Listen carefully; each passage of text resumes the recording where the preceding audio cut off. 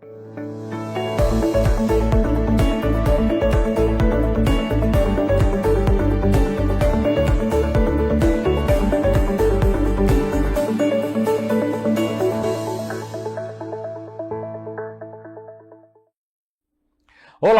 Começa agora mais um programa Liderança e Propósito, aqui na TV Cultura Litoral. Programa que leva para você que está aí nos assistindo um pouco mais de profundidade sobre o tema de liderança, não só nas empresas privadas, como a liderança exercida por gestores públicos. Vocês sabem que aqui no Liderança e Propósito a gente abre espaço para todos os líderes, líderes que estão no mundo, não de passagem, mas tentando deixar o seu legado, a sua contribuição pelas organizações por onde passam, né? E como vocês sabem, eu sempre começo o programa com uma citação de um líder importante. E hoje a citação é do John Maxwell. A liderança não é sobre títulos, posições ou fluxogramas. É sobre uma vida influenciando outra. Eu acredito muito nisso, né? O poder que o líder tem de influenciar seus liderados numa direção. E eu estou hoje aqui com um desses líderes, né, que influencia muitas gentes, seja na carreira política, como professor, como advogado, como vereador e agora como secretário. Recebo com muita honra hoje aqui no Liderança e Propósito, meu amigo Bruno Orlandi, secretário de Assuntos Portuários e Emprego da cidade de Santos. Muito bem-vindo, meu amigo. Bom, Rogério, obrigado pelo carinho, pelas palavras. É um prazer enorme estar aqui mais uma vez, poder acompanhar você, só cresce, só traz informação importante, enfim, contribui muito com a sociedade e poder hoje colaborar um pouquinho, falar um pouquinho aqui no programa de tudo que vem sendo feito, de todo esse trabalho pela cidade. Então, participar de Liderança e Propósito é uma alegria enorme. A alegria é toda minha. O Bruno, eu acho que ele talvez o único convidado que participou de todas as edições, desde o Conecta, depois na segunda temporada do Liderança e Propósito, agora na terceira temporada, e estará em todas, porque ele sempre contribui muito e ele sempre está numa fase diferente da carreira dele. Então, assim, essa evolução o programa está acompanhando junto do Bruno, então é um prazer, meu amigo. Eu já abro a entrevista te perguntando o seguinte, né? Até eu passei um pouco rapidamente sobre a sua trajetória. Eu queria entender para você como foi a adaptação da mudança da cadeira do legislativo para o executivo, né? Porque você desempenhar um papel de influência dentro da Câmara dos Vereadores como vereador é de influência, como eu falei, né? Você tem que interagir, negociar, não que o secretário não tenha que fazer isso, mas na posição de executivo é diferente, né? Como é isso? É diferente. Na verdade, são duas funções importantes dentro de um mesmo sistema, em especial quando você faz parte da base do governo, ou seja, você está imbuído no mesmo propósito de governo da cidade, mas com uma função diferente. Dentro do legislativo, você faz um trabalho de articulação, de força política, encaminhando votações, se posicionando, fiscalizando até mesmo aquele próprio governo que você apoia, porque não é porque você faz parte que tudo ali está saindo de acordo com o que tem que ser feito. Então há necessidade de fiscalização para que as coisas, quando saiam dos eixos, possam voltar aos eixos. Isso é muito importante que isso fique claro. Mas quando você está no executivo, você faz parte da administração direta. E aí é a sua decisão enquanto gestor que vai implementar a política pública, que vai às vezes articular sim, mas muito mais no sentido de uma implementação mais prática, mais direta, mais rápida do que a construção legislativa. Então eu digo que são dois lados da mesma moeda, são duas partes de um mesmo governo de tal importância que se equilibram, mas que fazem funções distintas na prática. Sim. E uma questão que me intriga um pouco, né? Eu sei que você participou do primeiro mandato do Rogério, está participando do segundo mandato na mesma posição, mas voltando ao primeiro mandato do Rogério, quando você lá chegou, essa secretaria eu acho que era uma secretaria recém-criada ou não?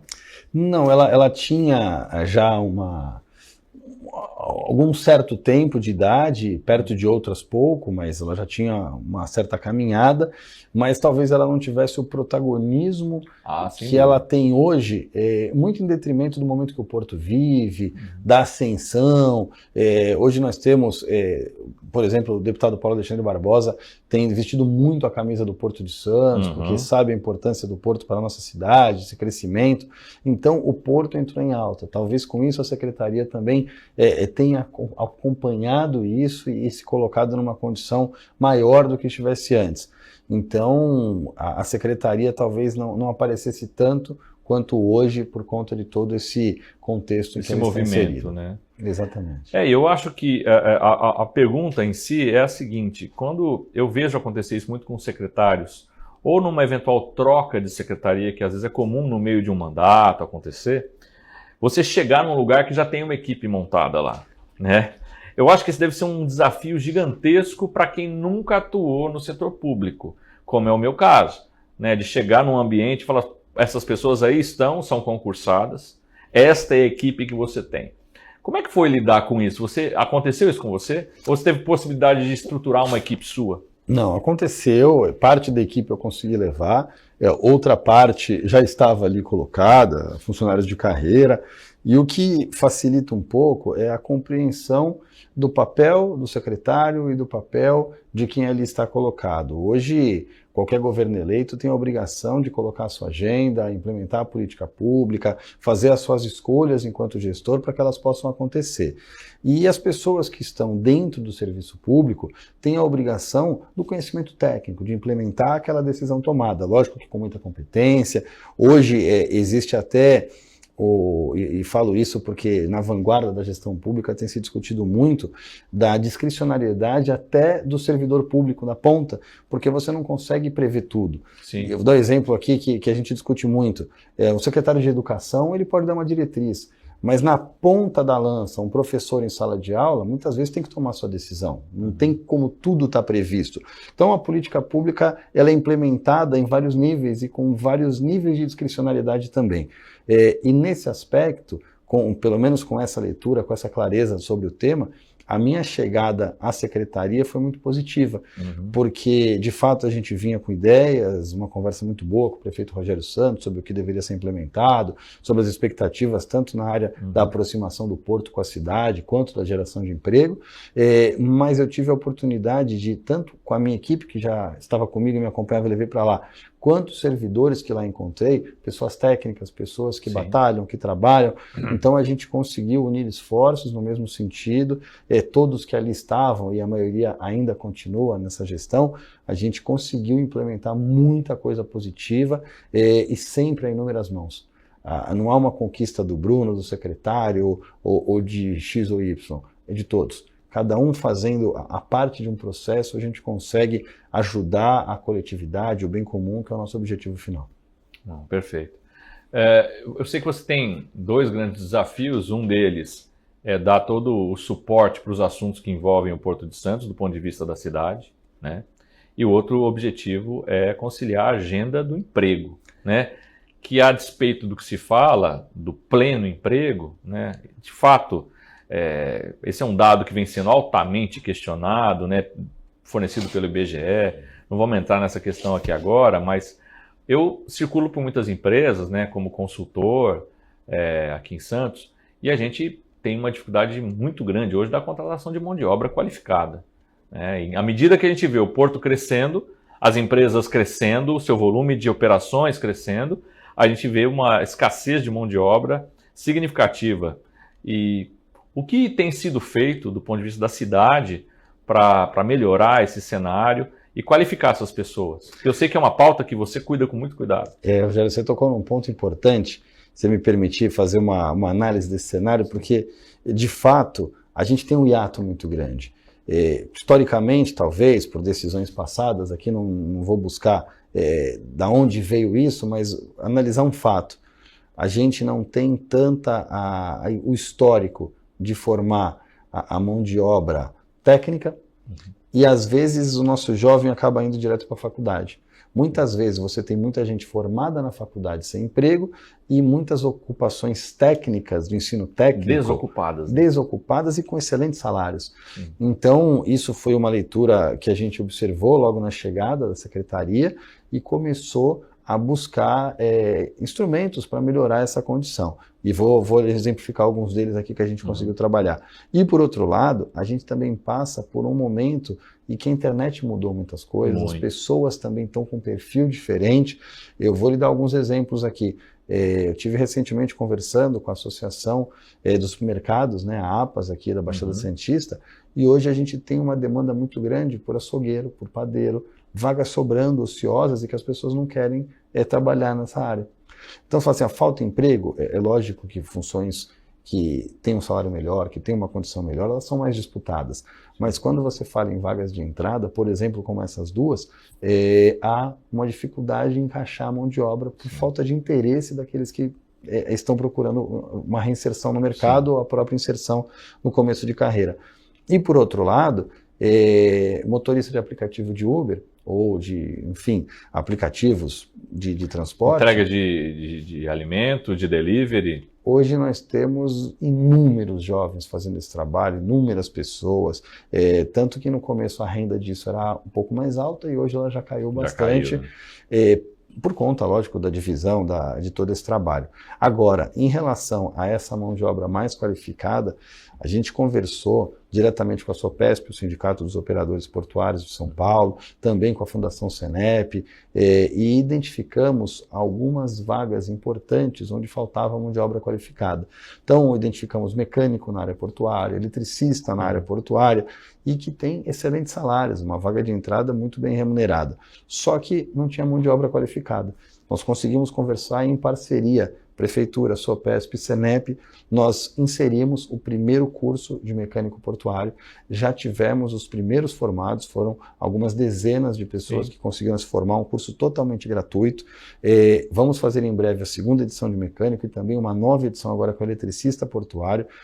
Essas pessoas que se formaram agora, recentemente, eu estou falando de uma semana, já estão em processos seletivos com perspectiva de ingresso no mercado de trabalho, porque já sai quase empregado, né? Só não dá para garantir, né? Porque é a iniciativa privada, mas de fato as vagas existem, o interesse existe, os operadores portuários, inclusive, que nos ajudaram a identificar essas necessidades, e a gente conseguiu começar esse momento a qualificar a mão de obra, em especial a mão de obra local, para dar oportunidade para quem está aqui de não só ser inserido no mercado de trabalho, mas que ele possa ser inserido cada vez com mais qualificação, com mais remuneração, porque isso significa mais dignidade em casa. Sem dúvida. Eu escuto muito esse debate, participo de vários fóruns a respeito do que se chama o apagão da mão de obra, né? Então, e existem dados que contrapõem um pouco isso em alguns setores, né? Porque existem os programas de fornecimento de renda pelo governo federal que também provocam uma divergência a respeito dessa visão. Eu já olhei dados, analisei os dados, e a despeito do que se imagina de que isso é o grande estimulador de não se ter preenchimento de vaga, não é. Estatisticamente falando, na nossa região, não é. Talvez lá para o Nordeste, em outras regiões mais carentes, sim, seja significativo. Aqui não é. O apagão da mão de obra responde muito mais para essas questões do delivery, do iFood, do Uber e outras plataformas de geração de resultado do que o Bolsa Família como se imagina. Sim. Nas nossas regiões, o Bolsa Família não tem esse poder que tem em regiões mais carentes. Né, diferente. É diferente, né? Mas, bom, esse papo aqui está muito bom. A gente está falando de emprego, que é um assunto que interessa a todo mundo. Mas a gente vai para o intervalo comercial rapidinho, tá? Fica atento. O assunto vai melhorar, porque eu vou voltar com perguntas sobre liderança novamente. E eu vou dar uma provocada no Bruno aqui, dessa questão ainda que me provoca muita curiosidade do papel do vereador e do papel do secretário. Eu quero entender um pouco melhor essa mudança aí. É rapidinho. A gente vai e já volta.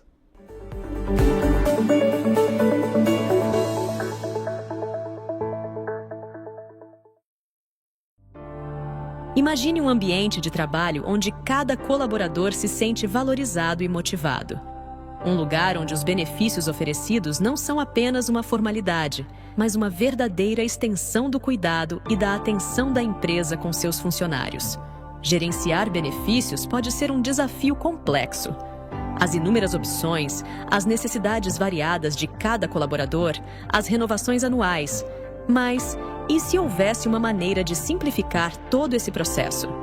Na Wiz Corporate, transformamos a seleção inicial do pacote de benefícios em uma experiência tranquila e eficiente.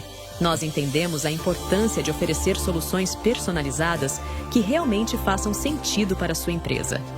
Nossa equipe de especialistas trabalha lado a lado com você, desde a seleção inicial do pacote de benefícios até a renovação de cada contrato, garantindo que tudo seja feito de forma leve e sem complicação.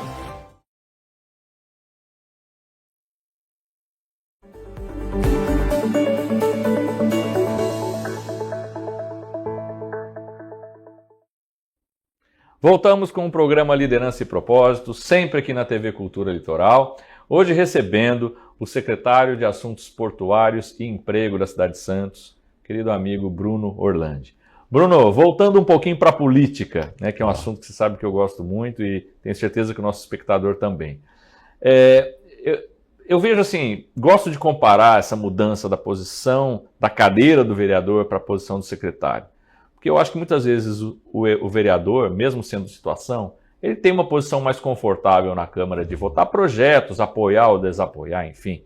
Mas uma vez secretário sendo executivo, você tem entregas a serem feitas e elas são cobradas pelo prefeito, que é teu chefe, né, direto, e pela população, né? Como é que é, apesar de o político estar preparado para ser cobrado, como é que é estar sendo cobrado pelas entregas? Como é que é o dia a dia na rua com a população, principalmente focando na questão do emprego? Como é que é lidar com isso diariamente? Rogério, no dia a dia é uma escolha que a gente fez, então tem que estar preparado para essa cobrança. Sim. A gente fala muito que quem não está preparado para ser cobrado não coloca o nome à disposição, sim, não aceita esses desafios, mas de fato você está ali para entregar. Logicamente, o emprego pontual, e eu falo isso muito para as pessoas, a gente não está lá para arrumar emprego para A, para B ou para C, né? A gente fala para geração de emprego para a cidade. Sim. Então, muitas vezes eu comentava isso, né, no intervalo, as pessoas às vezes falam, não, mas eu fiz inúmeras entrevistas, eu não consegui passar. Pô, tem que verificar o seu currículo, tem que verificar o seu compromisso, como é que você está se desempenhando na entrevista, como é que é a sua preparação. E lógico que existem alguns outros fatores que a pessoa pode não controlar, até a vaga às vezes não tem de fato o perfil, mas na maioria dos casos a gente tem conseguido aumentar o número de empregos. Então hoje o nosso saldo é muito positivo. Santos está entre as 10 maiores cidades com saldo gerador de emprego do estado de São Paulo. Isso é muito significativo. Sim. Se a gente considerar que Santos tem 430 mil habitantes aproximadamente, você ter um número como esse é muito expressivo. Sim. A cidade vem crescendo, logicamente o porto puxa muito. Depende muito do porto ainda, cerca de 30%, me parece. A gente fala hoje que 1 a cada 5 vagas são vinculadas ao Porto de Santos. 20%, então. É isso, aproximadamente. Mas a gente tem uma construção civil muito pujante, a gente tem um setor de comércio muito forte na cidade. Então, a cidade ela é grande por si só, do ponto de vista econômico, comercial. Aqui, de fato, o Santos cresceu muito nos últimos anos. Agora, não significa que a gente está satisfeito. A gente está correndo atrás de mais opção, mais oportunidade. A gente tinha a leitura de que muitas vezes a pessoa não conseguia participar de entrevista de emprego.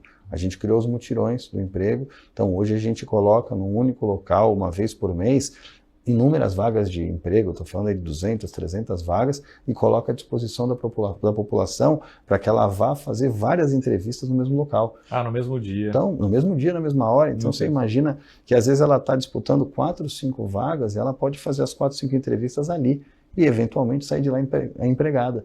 Então, dentro dessa construção, a gente acaba aproximando, facilita a vida do empresário, porque de fato ele precisa muitas vezes de mão de obra, e a gente tem empresas que reiteradamente usam esse serviço, e a gente facilita a vida daquele que quer entrar no mercado de trabalho, seja pela primeira vez, seja um retorno ao mercado, porque quem está fora do mercado, muitas vezes tem um custo para pegar um ônibus. Imagina pegar 5 ônibus para quem não tem essa situação, para quem tem filho em casa, para quem vai ter que construir algum recurso para poder tomar conta de uma criança ou algo do gênero.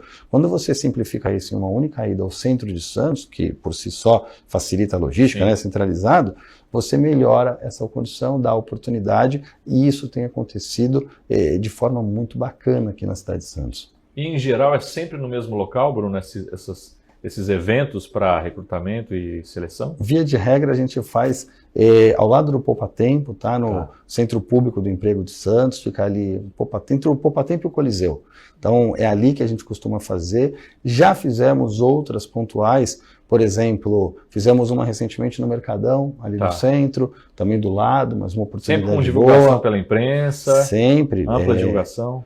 Todo mês, inclusive. A gente faz, mas ele é mensal. A gente tem, inclusive, um compromisso assinado, não sei se todos têm conhecimento disso, mas é um contrato de gestão entre os secretários e o prefeito, e o nosso contrato de gestão faz com que a gente tenha que realizar esses mutirões, sob pena de perder essa cláusula, esse contrato, um PDR, que a gente chama, uma participação direta em resultados, onde todo mundo tem um retorno também, os próprios servidores. Então, o compromisso é geral. A gente, graças a Deus, tem conseguido entregar, implementar, com muita cobrança, obviamente, é natural que seja assim, mas, de maneira geral, os números são muito positivos.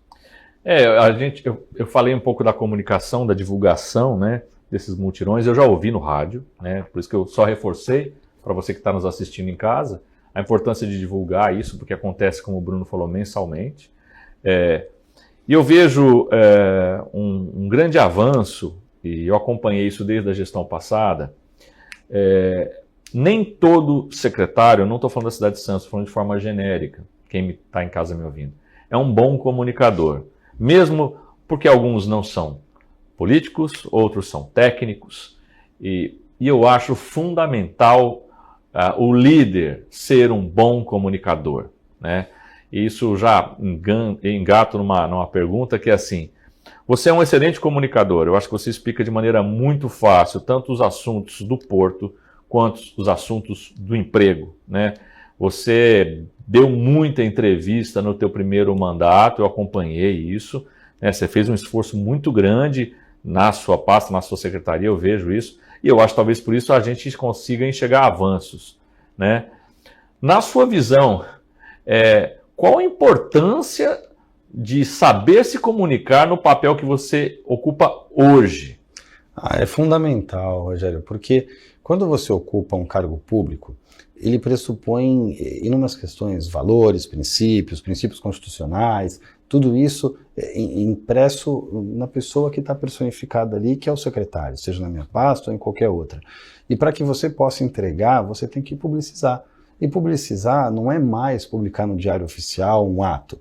Você tem que mostrar o que está acontecendo, as pessoas têm que ter acesso, em especial numa era onde a internet domina as coisas. Sem dúvida. Aliás, a internet dominava, agora é a inteligência artificial. Sim. Então a gente precisa acompanhar isso, e o papel do gestor é entregar.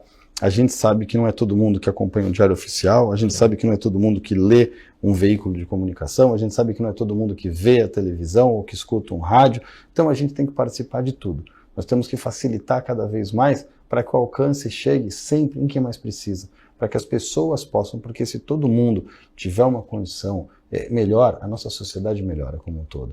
Então, essa voz tem que ser ouvida. E além disso, quando você participa desse trabalho, você está dando transparência, você está prestando contas, então é fundamental que o gestor saiba se comunicar para poder, de fato, entregar ao público não só o serviço, não só a política pública, mas também a transparência e a prestação de contas de tudo que tem realizado. Porque no final das contas, existe uma conta a ser apresentada, né, uma prestação de serviço que está sendo feita. E a gente vê em muitas situações até um bom trabalho sendo executado, mas que não é falado, não é apresentado, ou de fato de um secretário, ou de um prefeito, né, que não se coloca, não se apresenta, né, não coloca, não é o caso aqui na região, acho que a maioria dos prefeitos da região, dos secretários, tem uma boa... eu particularmente gosto muito da presença do Rogério, mas eu falo isso publicamente porque eu sou muito fã do trabalho que faz o Caio Amado, até porque ele é muito mais jovem que nós, né? Ele tem uma vantagem, ele já é de uma geração, né? E assim, com nenhum viés político eu acho que ele faz muito fácil, para ele é mais fácil, e a gente tem que aprender a fazer isso. Eu estou aqui aprendendo, eu não sou apresentador de TV, sou um ex-executivo, enfim, sou um consultor de empresa, mas assim, tive que me adaptar às redes sociais, então eu vejo isso ainda como algo a ser a se evoluir, porque a população ela precisa disso. Eu vejo no papel do líder, é uma obrigação nossa a gente saber se comunicar, né? Não, sem dúvida nenhuma. O Caio é um político de vanguarda, tem feito um trabalho diferenciado em São Vicente, é um cara diferenciado, procura cada vez mais ter conhecimento, se dedica, e é notório o trabalho que ele tem feito em São Vicente, sem dúvida nenhuma, e parte desse resultado vem da comunicação. Ele é um grande comunicador, e eu já vi inúmeras vezes ele se posicionar e buscar, e falar, olha, aqui não vai mais acontecer, e trazer a população para junto consigo, porque às vezes é uma briga que sozinho ele não consegue. Exatamente. Mas com a população ao seu lado, sim. Aí sim. E sendo transparente, né? Enfrentando os problemas de frente, né? Porque a população que ela quer é isso, ela quer verdade e autenticidade. Não, e ele faz mesmo. Eu conheço o Caio, às vezes eu falo, pô, mas ele fez isso na internet. Não, ele é exatamente daquele mesmo jeito. Sim. Você encontrar ele tomando um café à tarde ou na televisão dando entrevista na internet, é aquilo, ele é imbuído de propósito, ele de fato gosta do que faz e tem feito um belo trabalho. Não, eu sou fã da maneira como ele se coloca, da maneira como ele se apresenta, e é um convidado também frequente no meu programa, porque eu acho que a gente tem que inspirar novos jovens a participarem da política. A gente precisa renovar os quadros, né? Claro, e eu acho que um jovem que faz um trabalho, que se esforça para mudar uma realidade que não é fácil de uma cidade, merece o crédito, merece o espaço para a gente estimular outros jovens, né? Eu tenho uma outra pergunta para falar para você, que ela foge um pouco do escopo, que é falar de inovação. Inovação está presente em absolutamente tudo que a gente faz hoje, né? E não tem como a gente fechar os olhos. E eu vejo olhando de fora e conhecendo muitos amigos que são gestores públicos e que trabalham como gestores públicos, e que saíram da iniciativa privada, eu vejo o desafio que é sentar na cadeira de gestor público e se travar por uma série de leis, de licitações, de travas e barreiras para mudar certas realidades, né? E que impedem essa inovação, porque tudo tem uma norma a ser cumprida. Como foi para você, que eu sei que advogado, professor universitário, vereador, chegar numa cadeira de executivo e falar, puxa, eu queria fazer um monte de coisa, mas tem um monte de coisa que eu não consigo fazer. Cara, Rogério, os primeiros meses são os mais difíceis, né? Para você entender como é que roda aquele sistema, porque ele roda diferente. Sim. Não tem jeito, é diferente, você tem que se adaptar, porque você tem que fazer entrega, não tem saída. Então, o começo é muito difícil, até você entender como é que aquilo funciona, por que funciona daquele jeito. Por outro lado, a gente também passou momentos históricos muito complicados, quando você não tinha essa estruturação. Então, talvez seja muito difícil, pelo menos nas funções fundamentais de Estado, as típicas de Estado, você não ter essa tranquilidade. Então, dentro desse contexto, você tem que aprender. Sim. Você tem que se adaptar, né? Não tem saída. Não tem saída. Eu lembro que logo no começo, quando eu entrei no serviço público, eu levava o trabalho para casa, eu virava à noite escrevendo lei, verificando o que tinha que ser feito e tal.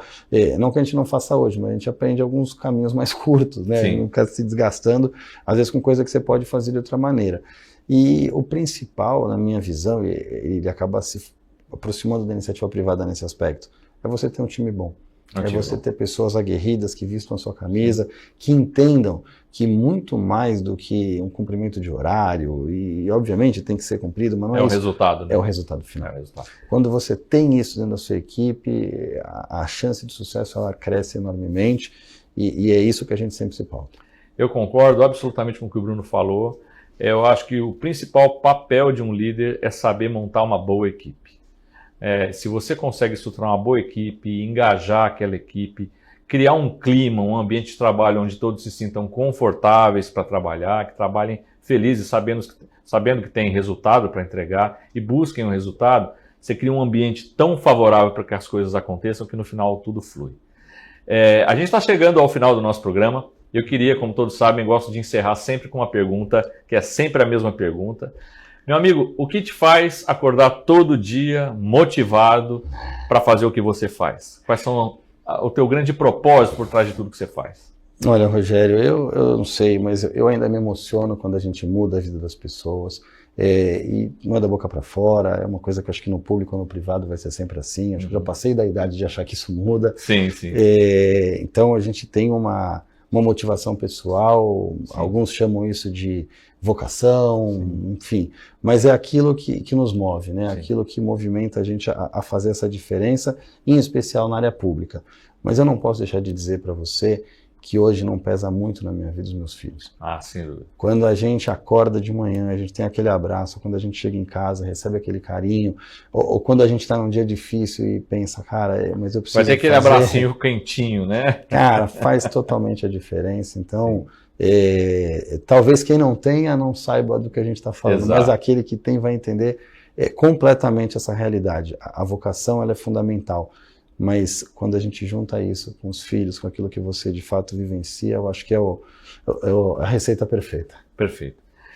Bom, quem acompanha o programa, eu acho que de cada 10 pessoas que vêm aqui, pelo menos 7, 8 associam esse propósito de deixar algo maior, né? Deixar o mundo melhor, mas quem tem filhos é quase indissociável, né? Ter a família como um dos grandes motivadores da gente continuar se esforçando e fazendo o que a gente pode fazer. Eu agradeço muito a sua presença, você que nos acompanha, nosso espectador do programa. Toda quinta-feira, às 11h30 da noite, aqui na TV Cultura Litoral, o programa está de volta, Liderança e Propósito, sempre com um convidado especial, assim como o Bruno. Eu agradeço muito a presença de vocês, agradeço muito a presença do Bruno aqui mais uma vez, convidado frequente, a casa é sua. As portas estão sempre abertas para você aqui, meu amigo. E eu te espero, então, no próximo programa Liderança e Propósito, na próxima semana, quinta-feira, 11h30 da noite. Estou aqui te esperando. Até lá.